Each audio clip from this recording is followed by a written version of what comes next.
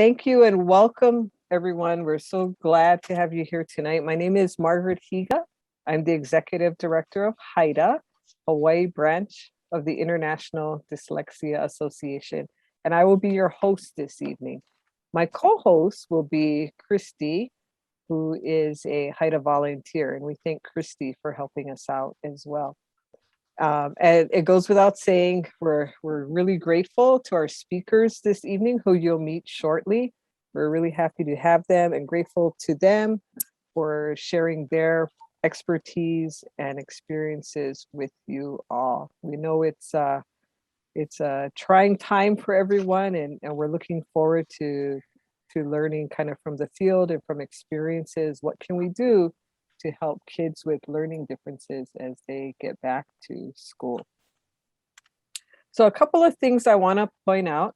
Your audio and video has been turned off, and we kindly ask everyone to keep it off throughout the presentation so that we may provide a clear experience for everyone.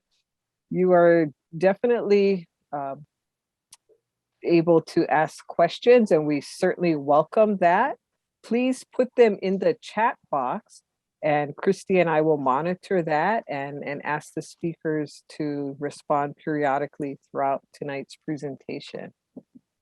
Before I formally introduce our speakers, I do want to take a moment to thank all of HAIDA's members, donors, and sponsors for their support in bringing events like this free presentation to the community.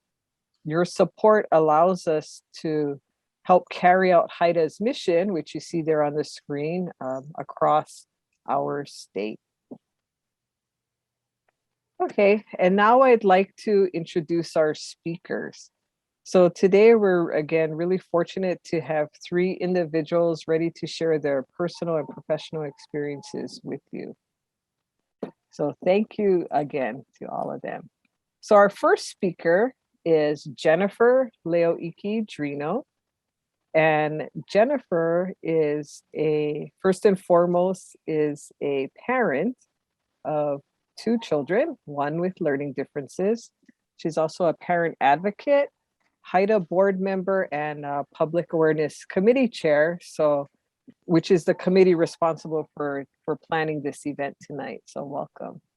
Next, we have Rosie Rowe, who is executive director of Leadership in Disabilities and Achievement of Hawaii, LDAH, formerly known as Learning Disabilities Association of Hawaii, for some of you who've been involved in this for a while. LDAH and Rosie are great friends of HAIDA, and we collaborate frequently. So thank you, Rosie. And then we have Dr. Evelyn Yanagita, or Evie, as we affectionately call her, who's a psychologist in private practice. And Evie specializes in assessment or testing for learning disabilities. So we thank you all for being here. We've asked Evie to start our presentation this evening. And what we want to do is just have a brief overview of assessing dyslexia and what does that look like given the pandemic restrictions. I do want to mention that this is not going to be a comprehensive overview like Evie has done many times for HAIDA. We're going to revisit that, or ask Evie to revisit that at another time. But for tonight, it'll be a brief overview. Okay, go ahead, Evie. Okay, thanks, Margaret. So Christy, could you advance to the next slide? Great. I wanted to start off, so we're all kind of on the same plane here. What the criteria that psychologists use to diagnose for dyslexia or a reading disorder. I think those of you familiar with dyslexia know that the first two, inaccurate or slow, effortful word reading, can impact comprehension. But what I wanted to outline is that these academic skills have to be substantially and quantifiably below expectations for the student's age. And the DSM specifies that individually administered standardized achievement measures must be administered in addition to a comprehensive clinical assessment. And not only do these scores have to be below expectations, but they have to have some type of discernible impact on the child's performance academically or even within the home or other settings such as work, perhaps. These difficulties typically begin early on in early elementary, but I have seen several students where the dyslexia is not fully realized until middle, sometimes even high school, with exceptionally bright students who have received appropriate tutoring and interventions. But at some point, I think that in kind of like the traditional academic setting, a student with dyslexia is going to face more challenges, certainly in middle and high school. And there is exclusionary factors that these difficulties that a child has with reading are not better accounted for by other conditions. Next slide, please. So these exclusionary factors include intellectual disabilities, impairments, cultural linguistic factors, and even adverse environmental conditions. When I worked for the DOE, I worked out in the Leeward district, which went from Pearl City to Makaha. And there were, of course, many kids that were not doing well. And, the teams were very hesitant to label children with a learning disability when in fact, the child missed so much school, the prior semester, that could have been a factor. And one of the more common referrals that I get are for to rule out emotional, social, and behavioral difficulties, ADHD, attention deficit hyperactivity disorder in particular, as well as anxiety. Okay, next slide. So to assess dyslexia, I want to stress that the information must come from many different data sources, not just standardized tests. Tests are only one factor. I think equally important is the information that parents share, especially histories of all of those, especially if there's a family history of dyslexia. Certainly information from tutors and teachers, including observations and informal measures. I certainly like to get work samples from the teachers, definitely look at work report cards, but just remember that the testing is just one of many factors in assessing dyslexia. Next slide. And the reason that we don't want to rely just on standardized tests is that dyslexia really varies across individuals from, very mild to very severe. It varies across time.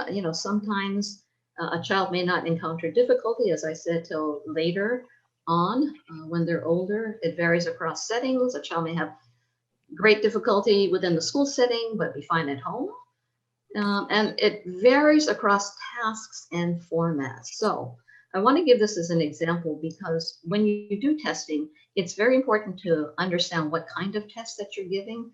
As an example, to look at reading comprehension, literal comprehension is just, it's factually based. So you can go back into the text and you can find the answer. Whereas inferential comprehension requires a little bit more reasoning, forethought, maybe some predicting based on the information that you gathered. So as an example, one type of test uses this way to assess for comprehension. Tim's dog, Scout, was barking at the door. Tim went out into the yard and saw the lightning first, and then there's a blank, the thunder. So the child has to figure out what word would fit in the blank.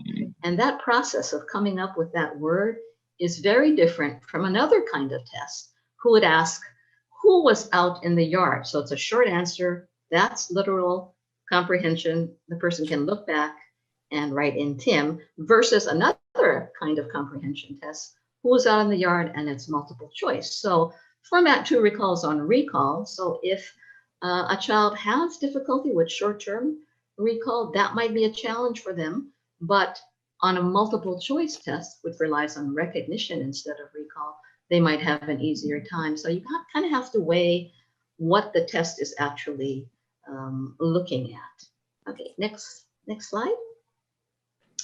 And these are the skills real quickly that I as a psychologist want to tap in my testing. Cognitive skills, basically the skills that a child needs to learn, including those executive functions. And next slide.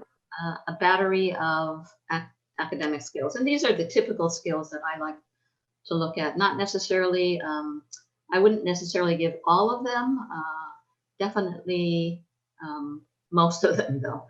So if a child is really good at math, I might just give a computational test, but not necessarily give them other math reasoning.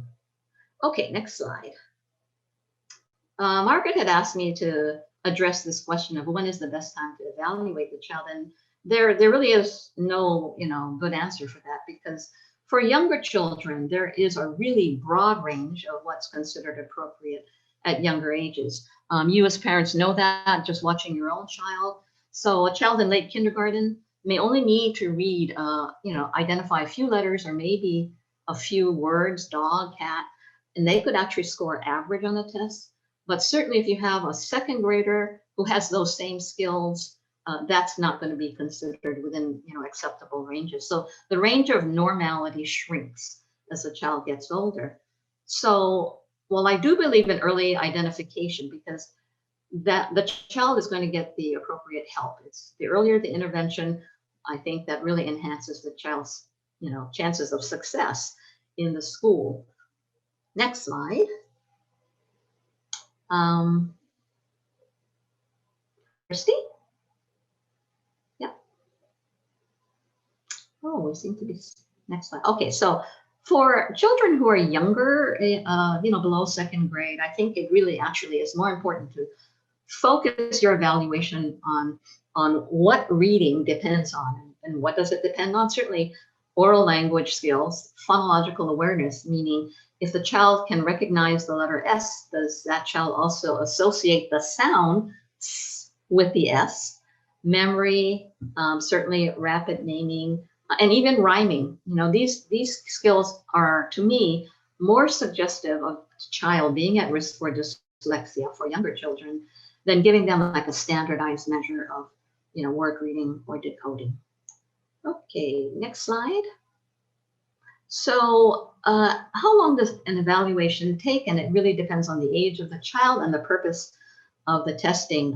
For some of the older students that I see, testing usually takes 2.5 to 3.5 hours, depending on how complex the profile is and if there are other concerns. I am not a neuropsychologist, so I don't give, batteries and batteries of tests. It's very focused on trying to identify dyslexia and determining what accommodations the child may need. And certainly for younger children, I split the sessions across several time slots to accommodate, their immaturity, because younger children are creatures of their biology. And if they're hungry or cranky, that's going to impact the test findings. But again, you will find in the community, there are psychologists who, take, 2-3 days maybe to administer all the tests. But most of the ones that I work with and we collaborate, we're in that 2.5 to 4 hours, that window. Okay, next slide. Margaret asked me to address, the pros and cons of a private versus a DOE, Department of Education assessment. And I think the biggest downside to private testing is that it's definitely not covered by medical insurance. So there is an out-of-pocket fee, which varies a lot even within our community. I do think that there is a risk of over testing. But there are some positives, because I think the testing can be tailored to the specific needs of the child. And I know, psychologists who do this kind of testing will also look at other potential issues, such as attention deficit disorder or psychosocial disorders, anxiety or depression, that might be mimicking dyslexia or creating the impression that the child might have dyslexia. I do think that there's a faster turnaround for getting an appointment and for receiving results, but I do know that the pandemic has impacted availability, definitely. And of course, the psychologist uses the DSM criteria to diagnose. On the other side, the plus side for the DOE is it's no cost to parents. And certainly when I get calls for testing, I do ask what school the child is attending. And if they're in a public school, I actually encourage parents to try to pursue testing through the DOE just because the cost is prohibitive. And I do like the idea that the DOE uses a multidisciplinary team. I think most psychologists will cover all 3 out of the 4 elements of the multidisciplinary team. The DOE does use a speech language therapist to do a language evaluation, and psychologists will test for language, but probably not at the detailed level that a speech language therapist would. But I think the biggest obstacle is the bureaucracy that parents have to navigate. They need to petition the DOE for testing. And the criteria for accepting your request, to me, I don't know. I can't figure that out. It varies from school to school, from district to district. I think you have to convince the teacher that, she can support that, and the school services coordinator, and then finally it's the principal who decides. But I have gotten calls from parents who've been very frustrated that they have tried to get the child assessed from a very young age, and now the child is a 5th grader and failing, and the DOE still refuses to test. That's not true for every school, but it's a common complaint that I've received. There are also, I think, delays not only in scheduling the testing, but getting the results, maybe depending on personnel availability. I don't know, but it does seem to take quite a long time to wade through the DOE process. Next slide. Again, this is another question that Margaret asked. How often to reevaluate? No hard and fast rules.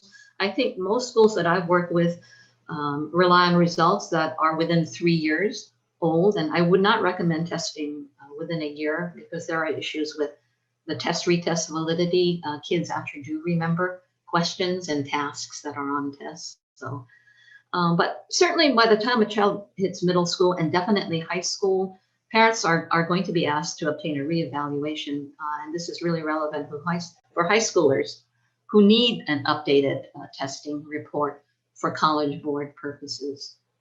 I think the College Board does require an updated within 3 years, minimum 3 years recency.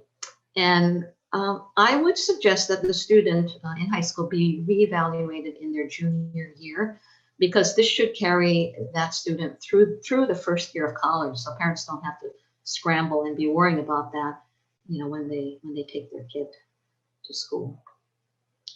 Okay, next slide. So when you get a report from, at least from a psychologist, you want to make sure that all the bulleted information is there. You should not receive just a bunch of numbers, a 2-page bunch of numbers report. It should specify, who made the referral and what is the question you're hoping to answer, what tests were used, background information critical. You must need that, and this is what the DSM talks about in terms of a clinical assessment. The background information gives you context to understand the results. Your observations during testing, then the test scores, then the interpretation of those scores, your diagnostic impressions, and then finally a summary with recommendations. Okay, next slide.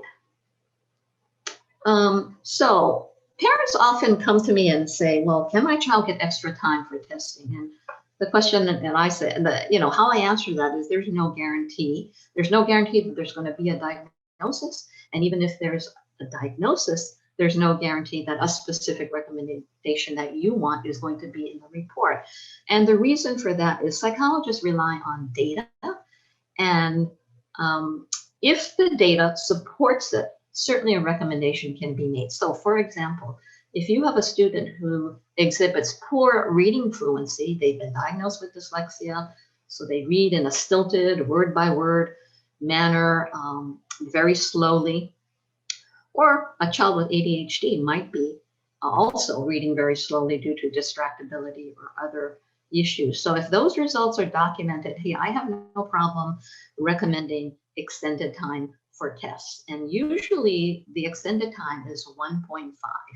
So if the test is an hour, the child gets an hour and a half. Parents have usually, I've had parents who've asked for double time. They've come back. They didn't like the 1.5 recommendation and they asked for double time. But honestly, I've been testing for like 30 years and I can count probably on one hand, maybe two, the number of times that I felt that double time was really needed. College boards look very askance at any report that comes in with double time, and you have to make sure that all your ducks are in a row when you make that recommendation. Or extra time to complete assignments or use of audiobooks, any kind of digital interventions to help. Next slide.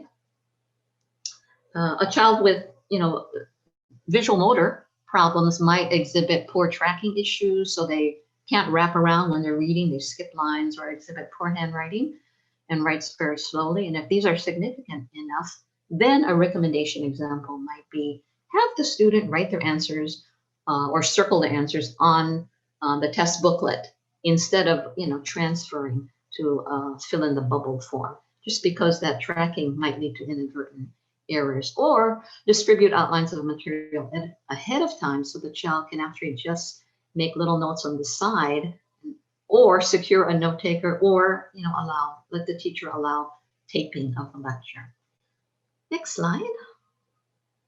And another type of if a child exhibits listening comprehension difficulties, then some recommendations might be to repeat. And often, whenever I say repeat, I always include rephrase, because I think rephrasing is much more effective in getting the child to understand than simply repeating the same thing over again. Or preferential seating so the teacher can check in, or just writing directions along with the oral ones. So next slide. So, identification is really just the first step. I have had parents come to me and have been, very upset with their child. I had a couple that were divorced, and mom wanted the evaluation because she felt something was wrong. Dad didn't want the evaluation, partly because of the expense, but also felt that his son was just lazy. And I have parents actually call their children lazy or unmotivated. So an evaluation can name the problem, because if there is enough evidence to make a diagnosis, say, of dyslexia, I think that really does change the family dynamics, or can change the family dynamics significantly. I think identification is also critical for the child, that child needs to understand that, they have dyslexia. That means they have certain limitations, but they also have certain strengths, and that they're not stupid, and there's a lot of things that they can do. But to help them along the way, in addition to focusing on academics, I emphasize with parents that children need to develop these other skills that are just as critical to learning as, reading, writing, and math. Definitely time management. And I think time management and organization need to be taught explicitly. You can't just assume that the child is going to pick this up as they get older. How to use technology, certainly dyslexic students want to take advantage of technology. How to ask for help. I think that's very important, that a child needs to learn how to advocate for themselves.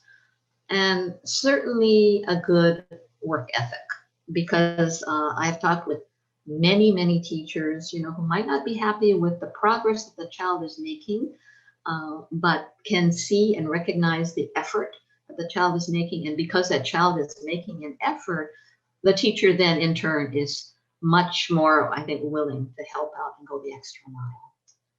So that next slide, I think that's it.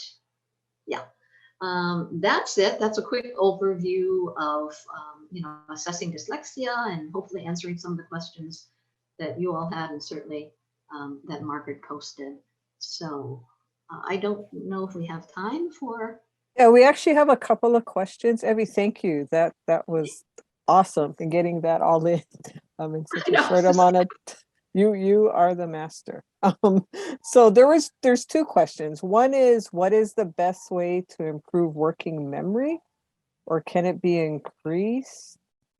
So if you want to tackle that one first. That's a good question. If we knew the answer to that, I would like to know the answer to that, being a senior myself. But for kids, I mean, honestly, I really think that, exercises may not be that helpful improving performance significantly. I do think that, practice and repetition does help. But for the ADHD child, that's different. So we're talking about, students with dyslexia. I think that what needs to happen is the child's and parents' recognition that this is an area of weakness and trying to figure out how to do a workaround. So do we spend a little bit more time reviewing that spelling list and going over it? I think that it's kind of more important to focus on what kinds of supports and accommodations can we focus on to help the child rather than having the child go through, countless drills, which again, I'm looking for significant difference in performance. I think if there were, we would have figured out those, interventions by now. Okay, great. The other one is, what is the best way to teach kids executive function skills like time management? That's another. I know that I sometimes wish that we had more people who are interested in what we call ADHD coaching.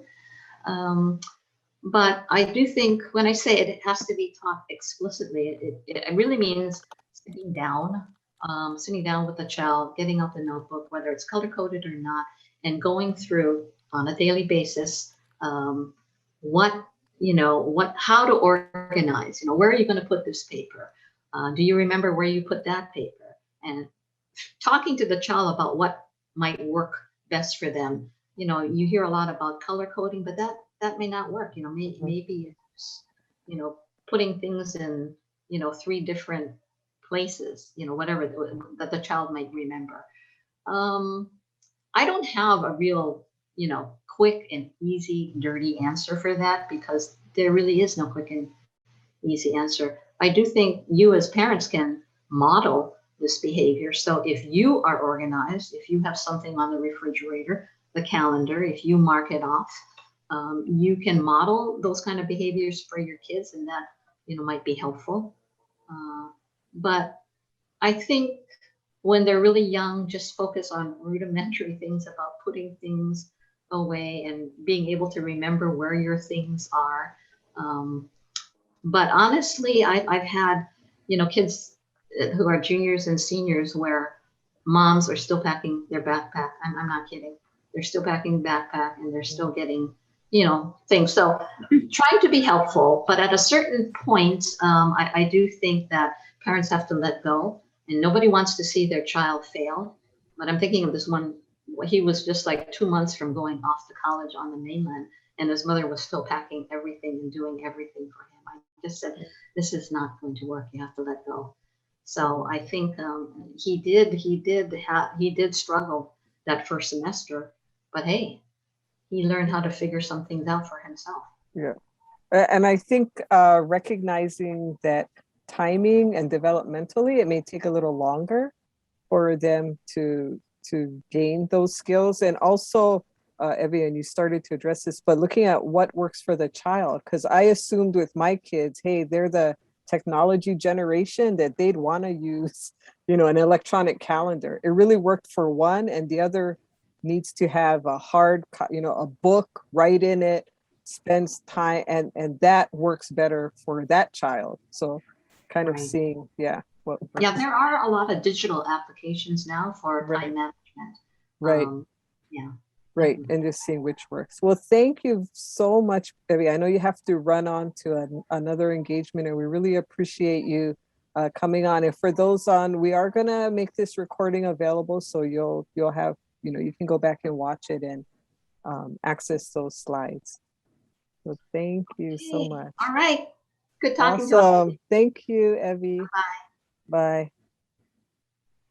And then as I wanted to, Margaret, yes. I wanted to add. Yes, I was going to ask you to. Yes, please. Well, I loved her presentation because it just is a good reminder about all the things that can happen. But I think it would just kind of what you said about the unique needs of each child. not everybody responds to technology or to applications. Right. But for even younger children, what we found worked in majority of families is creating habits when they're early. So especially for children with ADHD, hyperactivity disorder, it's really creating a habit early. And even though you've created them, like I did that for my daughter when she first was identified in 3rd grade. Mm-hmm. And today she is 20 something years old. And although I wanted to say, yes, creating habits work, she hasn't really, she's established new habits. So although it helped her get through elementary, middle, and high school, as an adult, she has different habits that she has to do.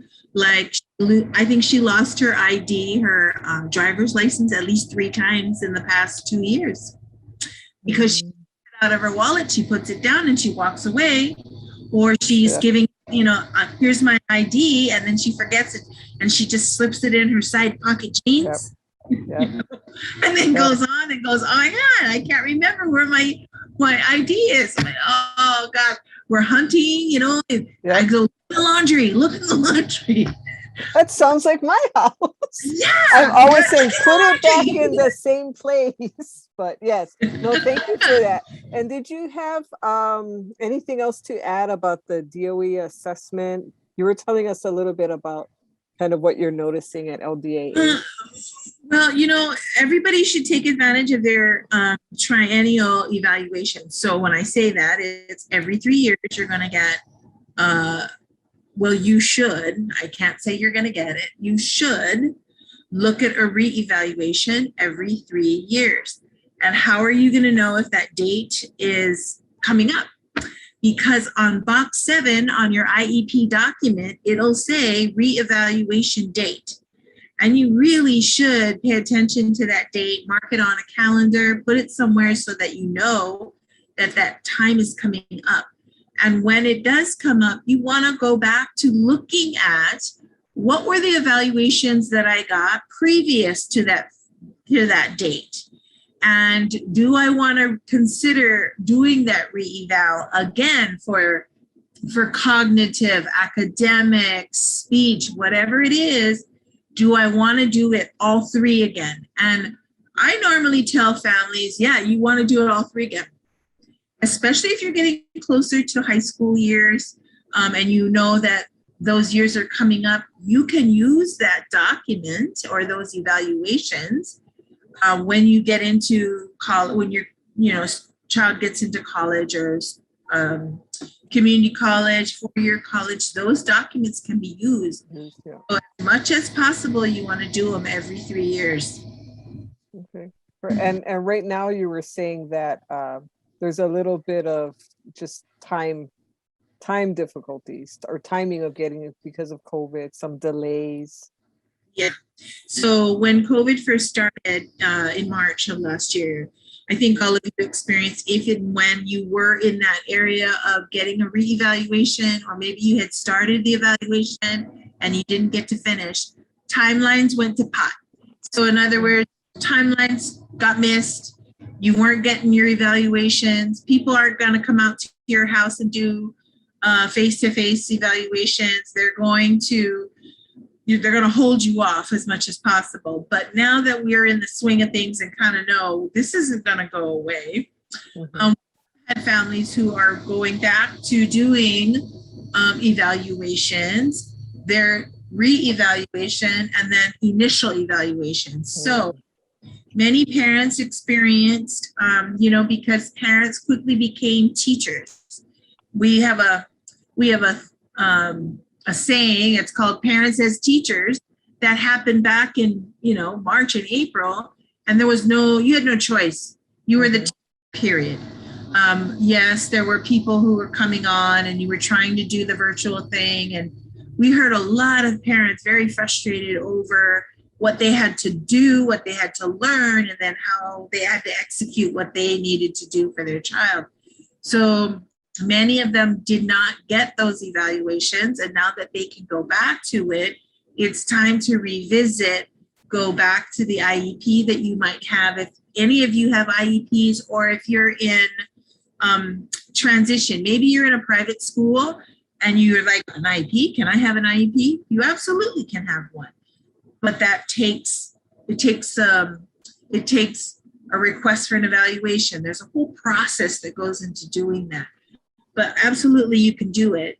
And as parents that became teachers, you learned quickly how your child was learning, whether or not they could read like how you thought they could read, and if they couldn't, what you needed to do to supplement or enrich that setting, that time between through Friday, between your school days. I mean, some weird parents doing school from 8 to 12 and that's all they can handle, or 8 to 11, that's all they could handle. And I'm amazed at how much you can cover between those hours. Yeah, for sure. You really have good timing in those time blocks. Yeah, great. Thank you for that. Very insightful. Okay, before we move on, we just want to kind of take a poll and see where people are at. So here's I don't know if it's gonna do both, but if you could go ahead and answer that, and when most people have answered, I'll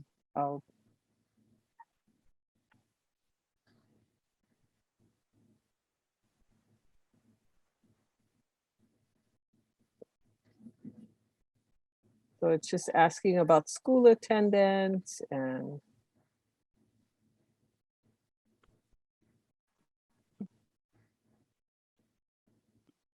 okay, I think, oh, I guess actually both of the questions are showing. Okay, we'll just wait a few more seconds. Okay, so we're gonna look at the results now. And can you guys see the results? Rosie, do you see the results? Yeah. Okay, perfect, because Yes. on my side it's different. Okay, so it looks like there was one homeschool and we had 4 fully in school, private school. So that was last school year, but this school year we have 1 fully in school DOE and 4 fully in school private. So the private schools, I guess, that these kids went to were fully in school all year. How about you, Jen? Does that reflect your experience since you had children in school? Last year we started the year virtual, but by October and November they were fully back in school for the rest of the year, and they're fully in school this year. Okay. One thing I just wanted to bring up about the executive functioning real quick, please do. that I think is real important, is working on the strategies, as they said, for your own child. But when a strategy doesn't work, looking at it, and does it fully not work, or is it something that you can rinse and repeat and make slight modification and go back to it? And an example would be wanting my daughter to be responsible for her own school supplies, backpack, lunch. So she has a stack of index cards that she goes through every day when she gets home from school. And when we first did it, absolutely didn't work. But why it didn't work is there were too many locations she had to go to. And so could we just have 2 to 3 spots that all the stuff for the cards were in? And since we made those small changes, it's just been a huge win. She comes home, takes out the stuff she doesn't need now, puts the new stuff in. It includes going and looking at her homework and all of that. So sometimes it's finding a strategy and then working with it, and not just going, oh, that didn't work, but looking at how can it be modified. And also looking at the, with the executive functioning, they're usually 3 to 5 years behind their age. So would you, biological age, so would you expect that if they're 10 of a 5-year-old? And how would you work with a 5-year-old with that? So I think those are really important things to remember when looking at executive functioning.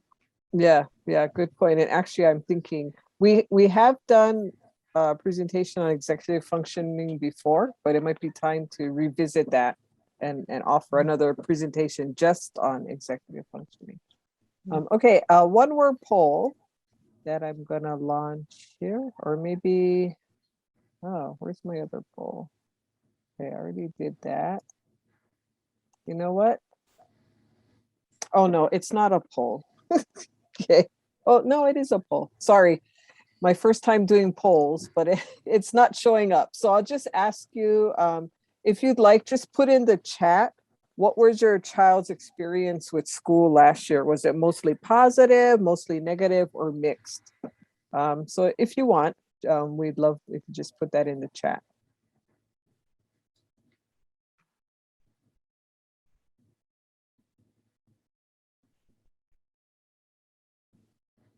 Okay.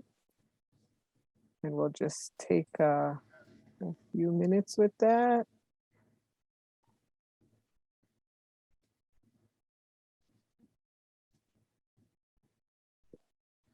Okay.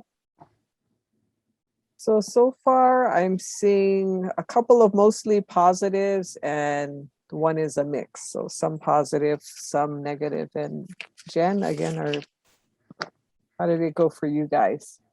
The March, April at the beginning was not good. And we became the teachers, like Rosie said, 100%. And then the beginning of last year virtually actually worked really well getting to know, moving into sixth grade and having all these different teachers and getting to know them with the support of mom right in the other room and working with the teachers virtually, to really understand her needs and her accommodations. And then once we got back to school, we had to kind of tweak things again.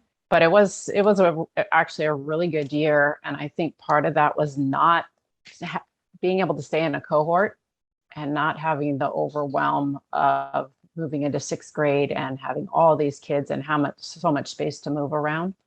It was more contained. So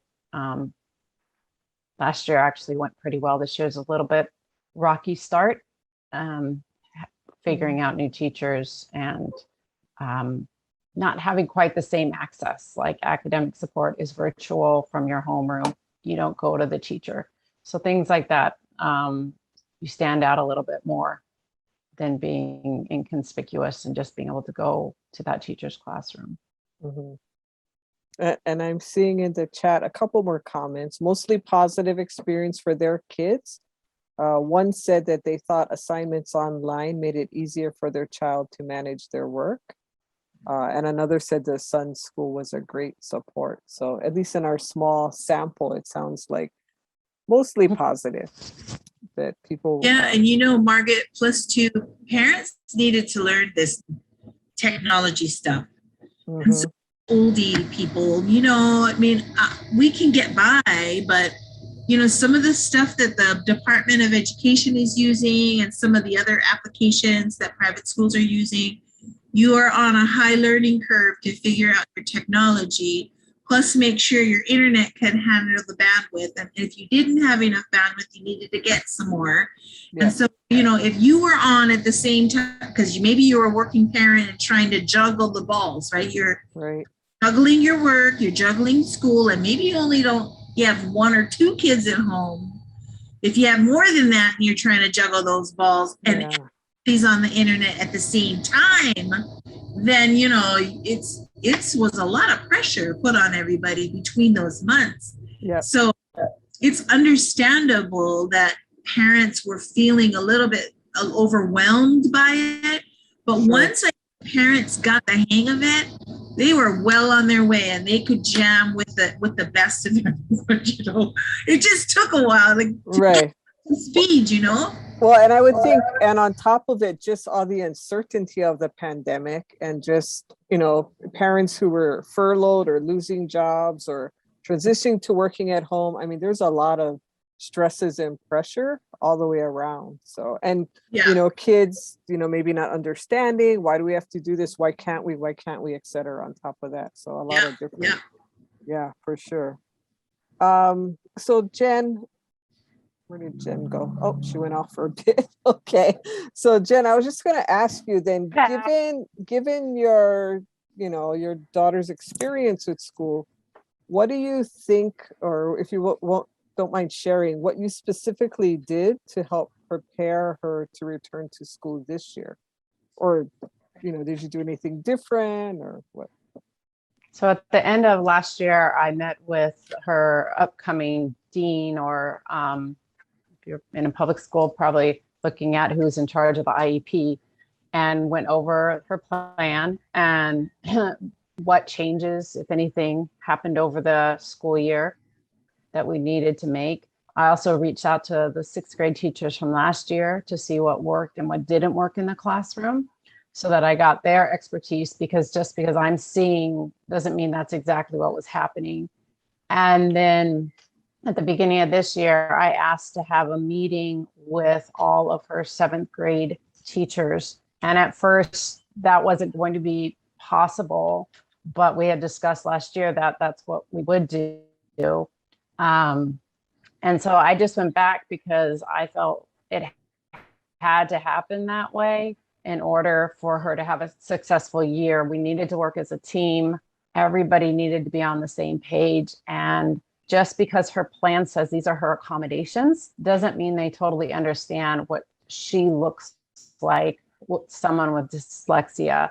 Every dyslexic, as probably all of you know, are very different. And so I really need them to understand what it looks like for her on a daily basis. And that goes down to her dance teacher, her vocal teacher, along with all of the core classes, because it will affect her in each class differently.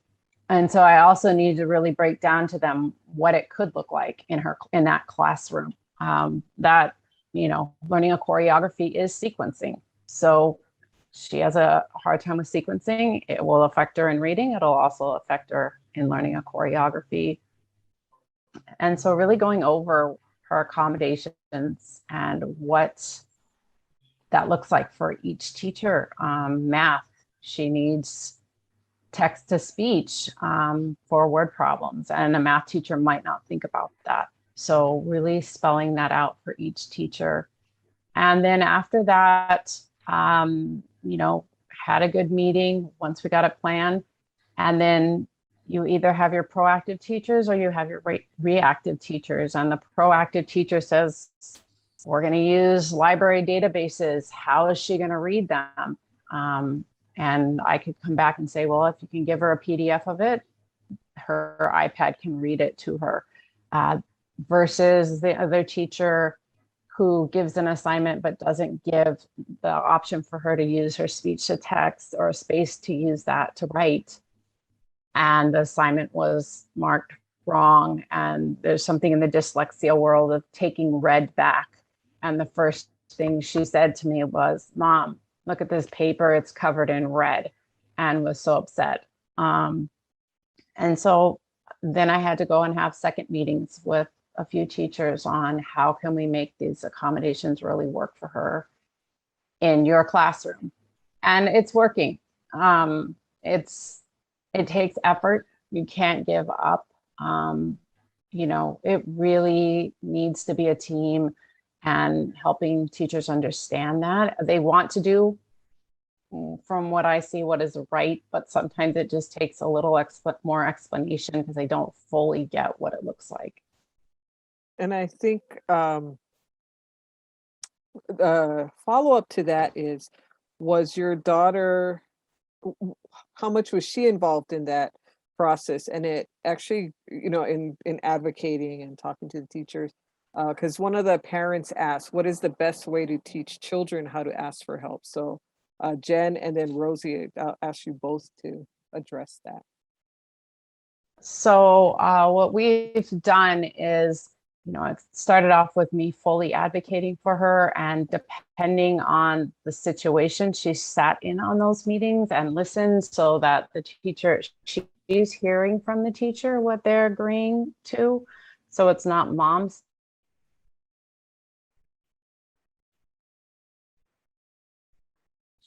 She's actually hearing it from the teacher. From there, seeing how I advocated.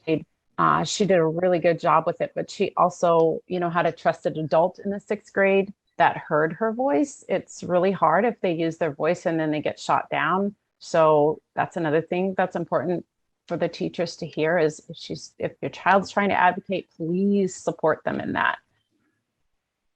This year with COVID and Zoom and all of that, she wasn't able to sit in on the meeting. The meeting was while she was at school. But I talked to her about everything I was going to speak about beforehand. And then I went over it with her. And then in these follow-up meetings, I asked the teachers if they would have a meeting with her at school. And they did, to go over so that she was hearing from them directly what they agreed upon, how she could use her speech to text, where she could go to do that, because you can't really do it in the middle of the class when everybody's quiet. So it's a learning process. Can I ask you a question? Yeah. Yes. Were you finding that, okay, so all the type of software or the devices that you were suggesting that they use, were you providing that? Were they helping to offer some software? Where did that all come from in order to get it started? So, which to use? Yeah, so it started in elementary school. We were lucky enough to have a learning specialist in her elementary school, and they are given an iPad. So, but she uses at this point the most basic. So just the speech to text and text to speech that comes with as part of the iPad. Yeah. But that does require having a PDF. It doesn't work on every platform they're using. So like when it's a math test, she needs the PDF of the math test and a hard copy to work on. And that's hard for a teacher to totally grasp at first until they see how it didn't work the other way. She has Learning Ally in order to have an audio book, and they were willing to put that. I purchased it, but they put it on her iPad. And thanks for mentioning that, because that was another question was about getting audiobooks. So Learning Ally is one, Bookshare is another one. Yep. And those are at bookshare.org, I think learningally.org. So those are ways to get, and you could actually get audiobooks through the public library. I mean, it's a lot more accessible now. I know people who listen to books on their phone, dyslexic or not. So there's a lot, and it's a good tool. Some teachers recommend that the student listen to the book, but have the hard copy of the book in front of them. But if it's at a level that maybe it's difficult for them to sight read, they could at least get the content by having the audiobook. So yeah, thank you for that. Okay. And that's why I like Learning Ally and Bookshare, so that they have the words that are highlighted following along, which is a lot easier than having the paper copy. Yeah, for sure. Okay. And then maybe, Jen, if you could say, what is, and I guess you addressed it a little bit, but something that maybe didn't work well during last school year?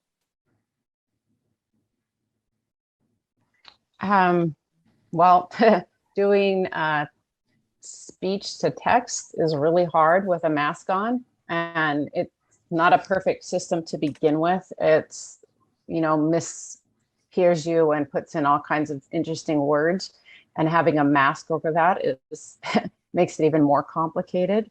Again, not imagine. being Oh, yeah.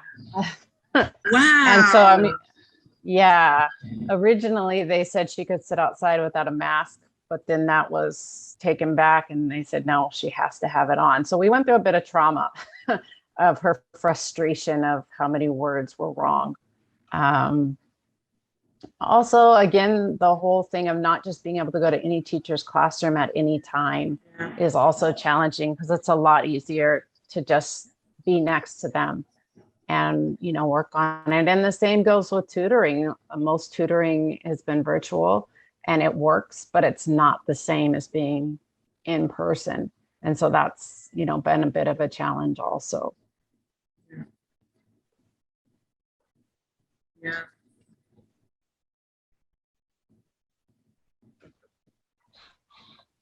I'm hoping Okay, you there guys we can go. hear me Okay. well. Okay. Oh, thank you. Were you reading my lips? Yes. I'm like, I need to unmute myself. Okay.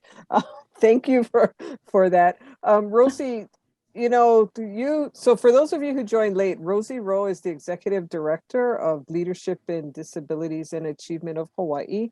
And I am going to put in the chat their website there.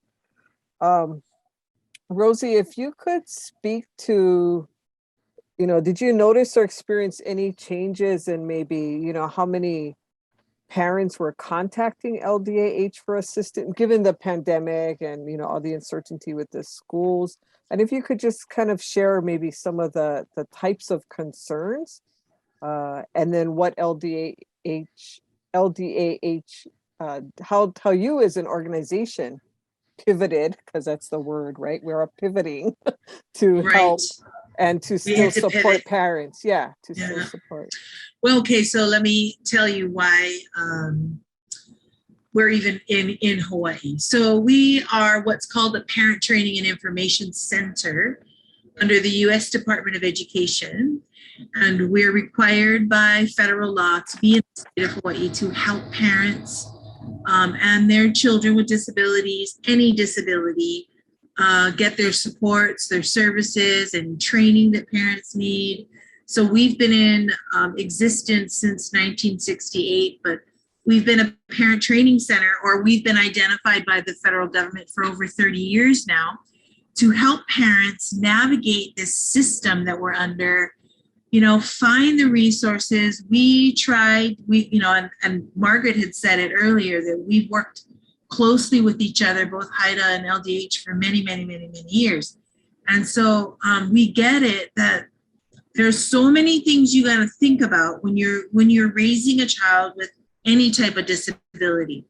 But I have always been, I've been really kind of prejudiced about kids with learning disabilities because they're the ones that kind of are the silent ones that sit in the back of the classroom and nobody really knows what's going on.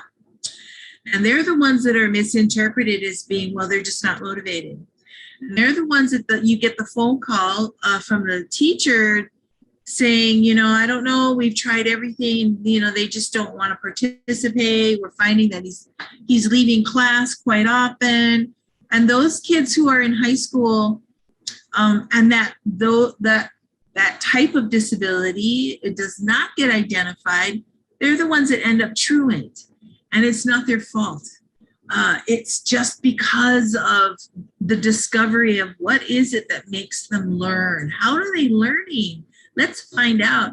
So I was really excited to hear Evie's explanation, because any type of an evaluation or assessment that is dealing with like dyslexia or any of that, those umbrella under LD, under learning disabilities, any of those things, you know, we're really just discovering how they're learning. And it's not anything else, but how do they learn? So even when Jen was talking about, okay, well, she uses this and she uses that, it's like, okay, let's just get her the tools so that she knows how to access that education or that piece. Now, of course, COVID just threw a wrench into everything because, you know, kids with learning disabilities, they don't do well like that. They're not auditory learners, not all of them, right? Most of them are not. And so if they have to learn auditorily, they're kind of separated from the pack. And so now we have to figure out with parents, how are we going to do this? So we've got an enormous amount of phone calls during that time, which was okay for us because we weren't going out and going to meetings with parents, which is what we do also, right? We can go out and we meet with schools, with their parents to help really explore what can we do, how can we do that. If they happen to have an IEP or an individualized education program, we'll go to IEP meetings with them. Just, it really is for us a matter of support to tell the school team, this is what's going on, this is what we need. A lot of parents, tend to wait. They wait too long, or they feel like, these are the experts in the field, they should know this already. And many of them do not. They are not going to school to learn about learning disabilities or learning differences of children who learn differently. This is for some of them, it's new. And so like Jen was saying, it's kind of like repetition. And it is exhausting. I know for my daughter, it was tiring. And I just wouldn't give up because I knew that I didn't find the clue, right? That one clue that helped her to go, aha, I got it.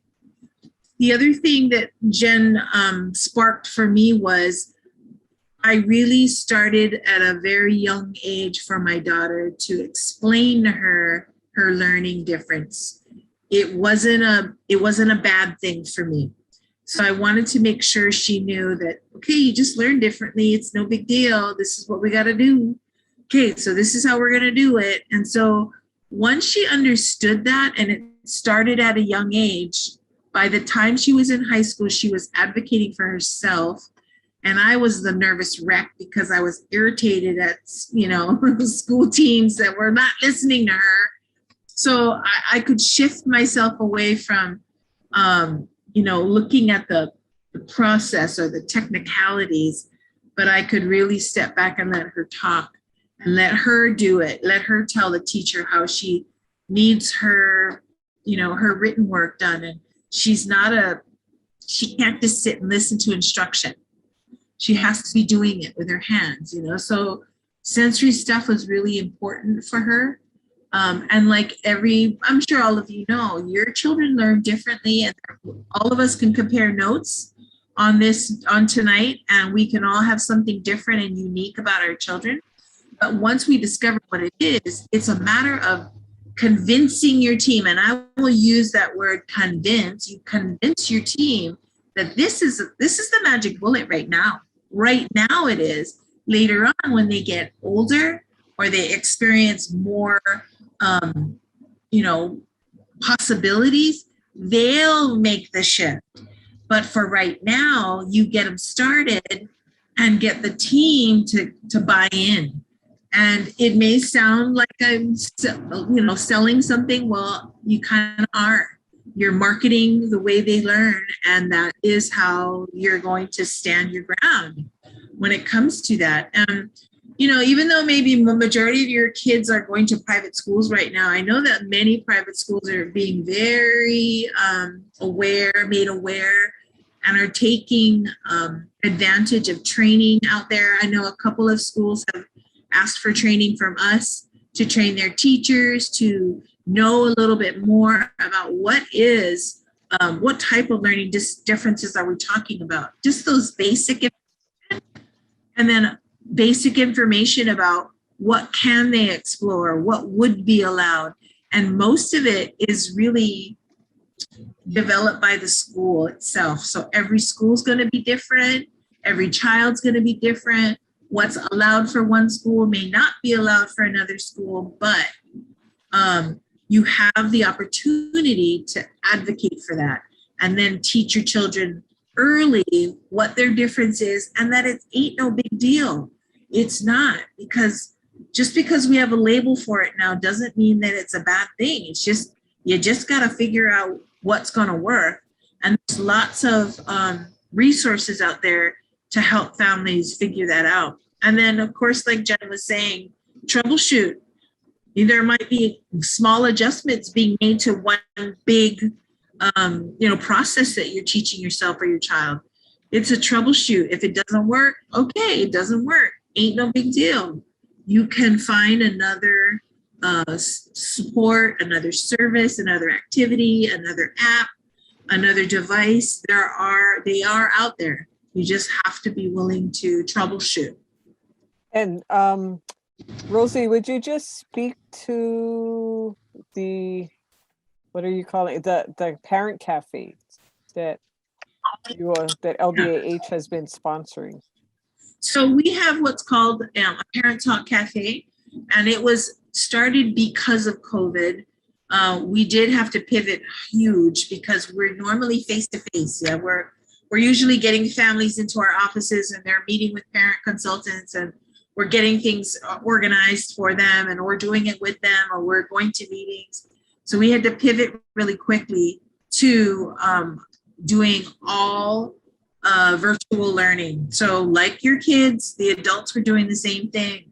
So we started that on Facebook. It's called Parent Talk Cafe. It is a parents only group. We do not allow professionals or teachers to come on, unless of course they're parents. But we really wanted a format for parents to just come there and go, okay, I got this issue coming up. What am I supposed to do? And so, it's supposed to be a place where they can share freely, have a safe place to talk about that, be okay with, sharing their child's journey. This whole month, we're doing all about back to school kind of stuff.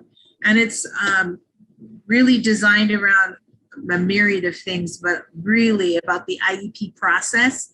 And if you are not, do not have an IEP with your child, it's okay, because we also identify some of those goals and objectives that can be used not just in that process, but with your goal that you want for your child.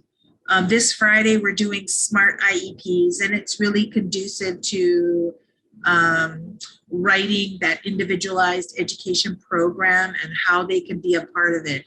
Parents always feel like they can't be a part of it, but on the contrary, you are a required participant.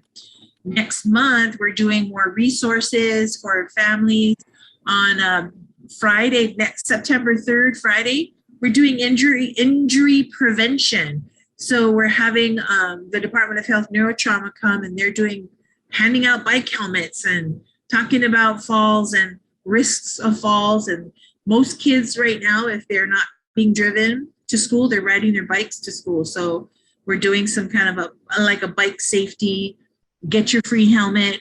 So, it's stuff like that we're doing moving forward. And it's open up to all parents. It's not just parents of children with disabilities, it's all parents. And it's free. I put the link for this Friday's one. I put it in the chat, but from there you can also see what other ones that LDH offers. Thank you for that. And Jen and I actually early on had done a presentation as part of the Parent Talk Cafe, and I've sat in on other ones, and incredibly valuable for parents for sure. We do have a question I want to address, and I'm mindful of our time. So someone asked about outside tutoring and how difficult it is to find a tutor. So I actually put in the chat, or I'm putting in the chat, a link to the tutoring resource list that HIDA has. It's the tutors don't work for HIDA, but they're private tutors trained in what's called structured literacy. So Orton Gillingham, Wilson, Slingerland, other types of methodologies for working, particularly for those with dyslexia and other struggling learners. So that's a resource there. And as far as, do most parents use outside tutoring? I mean, I wouldn't say most, but many do choose it. And again, that might be a conversation, with the school. And my daughter used tutoring used a resource from high and found a really good tutor on the Windward side. So that was a resource for us when we were looking for her for reading. Yeah, and sometimes I know with my children, they use tutors at different points along the way. And with my daughter in particular, we stopped for a while, and then she said, okay, I need help with writing. So then we found somebody, specifically to help with that. And I see in the chat, someone wants to know if tutors appropriate for high schoolers. Yes. So if you click on the list, we have them listed by, do they only do primary or middle school or high school or all? And we have a key there that tells you exactly, so you can kind of narrow your search. Okay, and a lot of people are saying, yep, my kid has a tutor, my kid. Thank you for responding. Okay, a couple more things, and then I want to share some of our resources. So one thing that I think, I think advocacy is really important, and I know Jen and Rosie have both touched on that. And Jen, maybe if you want to elaborate a little bit more on what were some successful advocacy strategies you use, and how did you help your daughter to, actively participate? Yeah, it's definitely a process. I mean, the beginning is grieving that and allowing your child to grieve that they do have differences, and then to start see that that's just one part of themselves, and that there are special parts of that also. And really looking at this is not something to keep as a secret. The more people who understand it, actually, the easier it is for the child, so that people are not like, well, why do you go out of the classroom when we have to write, in order to use your speech to text? They don't understand. So helping your child to see that there's nothing wrong with it, but the more people who do understand it, the easier it'll be for them. But it definitely takes a process. Like, some people my daughter is comfortable sharing that with, and there are some people she does not want to know still. In 5th grade, she was starting to be bullied some because kids didn't understand. And she actually at that point went to the teacher and asked if she could teach her class what dyslexia was. And with the learning specialists, created a presentation, had one of her mentors who was a high school student who was dyslexic join her, and another student she invited. And the 3 of them put on a presentation and taught the entire 5th grade what dyslexia was. And when I picked her up, she was beaming. The kids in her class were beaming, because I think everybody feels they have a difference. And it was like, whoa, I can share who I am. And other kids told her I'm ADHD, and, shared things about themselves.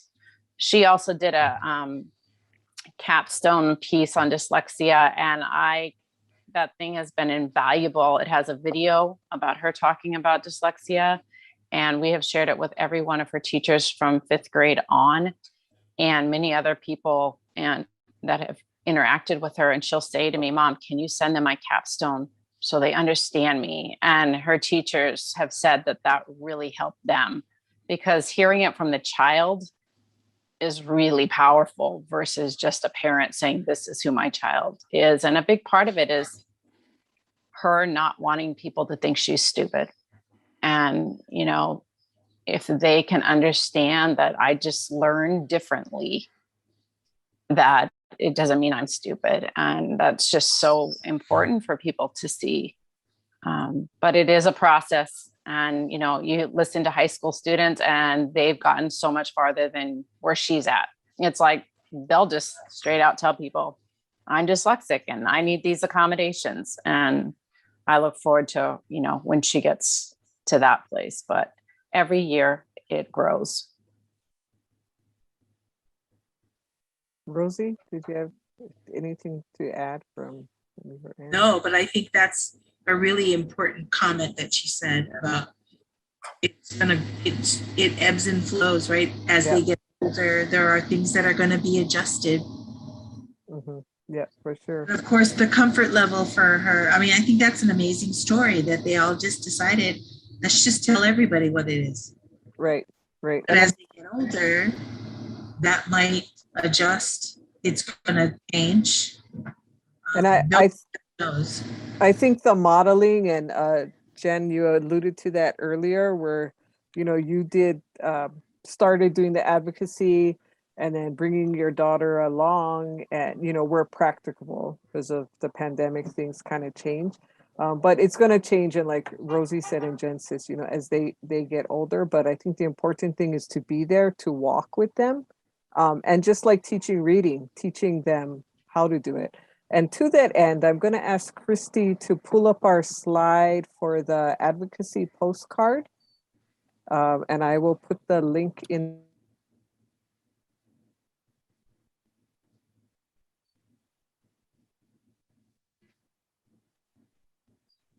Sorry, for some reason I hit mute. Sorry, I was just saying.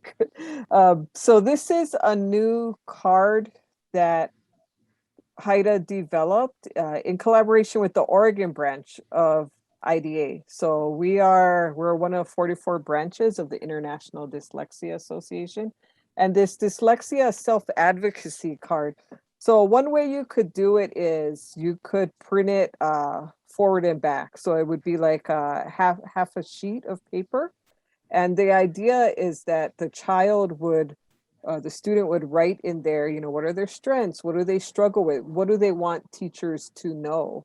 And really a reminder of, these are the accommodations, these are the things that help me. So they can kind of check or highlight those things. And, it could be really helpful, particularly when they have substitute teachers, or if they haven't seen the teacher, in a while. So the idea is they could, print a bunch of these, have it in their backpack. And, sometimes our kids have difficulty expressing themselves verbally. So this is another tool that they could use to share as well. And so we have that at our website, and you can just download it, print it. If you want hard copies, just email me, and I'm happy to send that to you.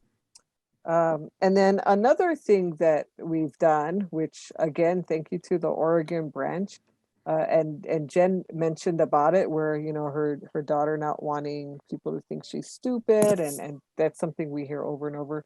So just feeling like they're not alone in this either, and I think that also came up with her daughter's presentation, where other kids shared about their own struggles. So Christy, if you could show that slide as well for the wristband.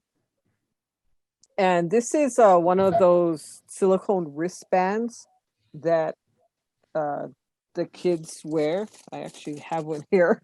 I can show it to you, just a wristband. And we'd be happy to send one to your child, or if you're a tutor, we'd be happy to send you, several of them to give out to kids. But it says, "You are not alone." And again, this was an initiative of the Oregon branch of IDA, and they were thrilled that we wanted to join as well, and that the kids are, part of a larger community, because it can be so isolating, that they feel like they're the only one struggling out there. So before we kind of wrap up with a few other things, I'm going to let Rosie and Jen, if there's anything else, a message you want to share, particularly with the parents at this time, considering, where we're at in the pandemic and all the changes and uncertainty. What's a message you'd like to share? Well, one, I would the whole, you are not alone. If you can find someone that your child can talk to, another child,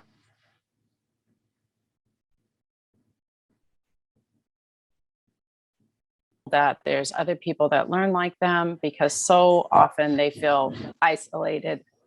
And even if a teacher can say to them, I've had other kids use these accommodations, and, this will work, so that they're not feeling like, God, no one else does this but me. And just trust yourself that if your child needs something else and the teachers are not quite hearing it, approach it in a different way. Know the teachers are trying their best, but you have to keep at it. And every year is a new year, and expect to do it again. And as parents, you're not alone either. Haida's here. There's so many great resources, and we are willing to do what we can to support all of you. Thank you.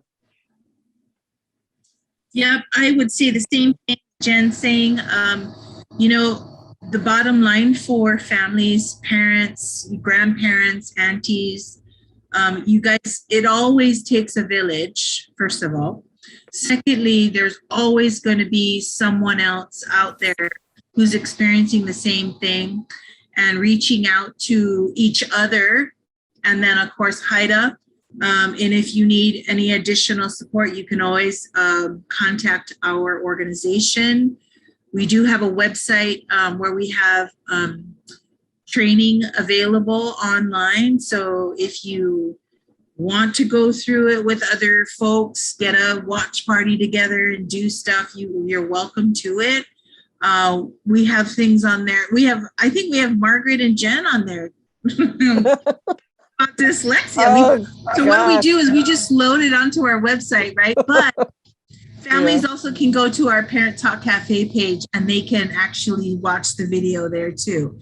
Yeah. So we have what's called the Learning Works. You can go in, log in, do a self-teaching thing. We have ADHD on there. And then of course, Margaret and Jen's on there. And there's other types of disabilities on there, autism. So, you can do your own training. Go do it at your own time, at your own leisure. It'll always come back. Now, as long as you have your login, it'll leave off wherever you left off. But reach out to other people. Make sure your community of people are people that will provide that kind of positive support that you need. You're never alone in this journey, and your children are only learning different. It's not a bad thing. It's okay. Not a difference that other people just have to figure out what it is. You know what it is because you've been doing it 24 hours a day, 7 days a week. So hang in there. There's always resources for you no matter what. That's great. Thank you both. Such inspiration and such really, really strong, encouraging words for parents and for kids. And I think I know at Haida and kind of in the dyslexia community, learning difference is really what we prefer. Disability gets you services, but it is a difference. I mean, and that's what and I think both of you as parents and then as educators, as professionals, what you model, for the kids as well. So parents asking for help, hey, it's okay. We all need help. We all need a community. I've heard we all need our tribe, so whatever you want to call it. So thank you for that. And to that end, let me share a couple of things about Haida before we wrap up. So we do have an electronic newsletter. And if you want to, keep in touch with us and hear about future events such as this or what LGAH, we often promote their events as well and other organizations who do similar things to help kids and to help parents. So you can, yep, that's the right slide. So there is our newsletter. And, as a nonprofit, I mean, that's the other kind of, the other change, and I know Rosie knows all too well with the pandemic. So we would certainly welcome and appreciate if you're able to make a donation and support us in that way so that we can continue to provide these types of events for free to the public. The other thing I want to mention to that end, there is actually a virtual charity walk this year. So some of you may have participated with us in the past, the Visitor Industry Charity Walk, where you walk and stuff your face. You walk through Waikiki and they have, food from the hotels, etc. Well, that's unfortunately did not happen last year, is not happening this year, but they are hosting a virtual walk. So if you're able, we invite you to check that out and join us. And I can assure you that 100% of those proceeds donated to Haida will stay right here. This particular one is for Oahu, so City and County of Honolulu, but we do thank you for that. Take a look at that. If you have any questions, please let me know. The other thing, another great resource, which actually because of the pandemic, this is maybe a positive thing. So previously, the International Dyslexia Association annual conference was all in person. And so it was on the mainland, and it probably costs anywhere from $1,000 to $2,000 to go from Hawaii. So because of the pandemic, last year they had purely virtual. This year they're doing a hybrid. So they are allowing some in person. It's in North Carolina, and they're also having a virtual. So I personally signed up for the virtual conference, and the IDA conference is a great opportunity to hear experts from really all over the world.